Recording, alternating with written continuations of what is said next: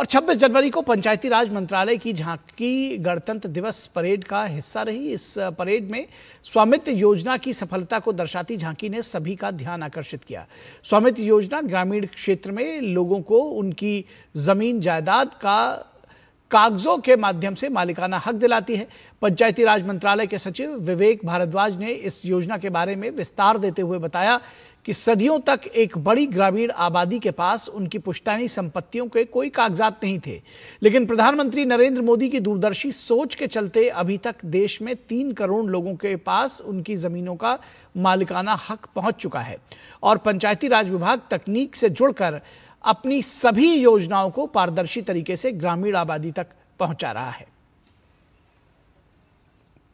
के लिए ही गर्व की बात है और उन 3 करोड़ परिवारों के लिए विशेष तौर पर ये गर्व की बात है कि उनको प्रधानमंत्री जी के नेतृत्व में और उनकी सोच से जो स्कीम शुरू हुई है, जो योजना शुरू हुई है, उसी से उनको मालिकाना हक मिला है।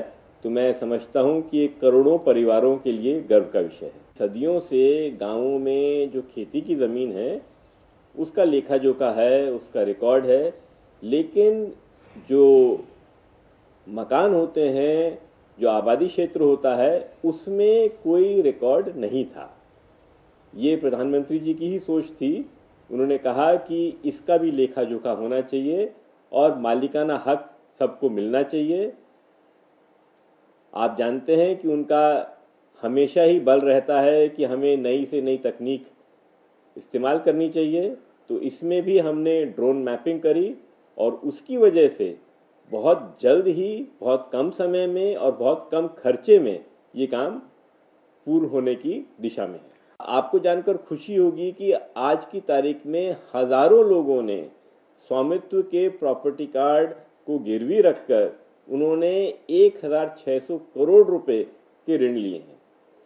ये बात और उल्लेखनीय है कि ये स्कीम पर खर्चा 600 करोड़ से कम है और आज की तारीख में जैसे मैंने कहा 1600 करोड़ के तो ऋण ही दे दिए गए।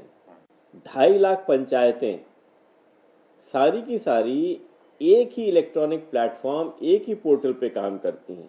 मुझे नहीं लगता कि या इस देश या पूरे विश्व में कोई भी ऐसी ऑर्गेनाइजेशन होगी, कोई संस्था होगी जहां पर 2.5 लाख पंचायतें या समूह एक साथ प्लानिंग करते हैं, उसके बाद उसकी बजटिंग करते हैं, प्रोजेक्ट मॉनिटरिंग करते हैं, पेमेंट करते हैं, खर्चा करते हैं, उसकी अकाउंटिंग करते हैं और फिर उसके बाद ऑडिट भी होता है एक सिंगल प्लेटफॉर्म के ऊपर।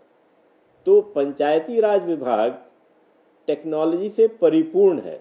आज की तारीख में वित्त आयोग की जो भी अनुदान होता है वो सारा का सारा सीधे ही राज्य सरकारों के माध्यम से ग्राम पंचायतों के खाते में पहुंचता है।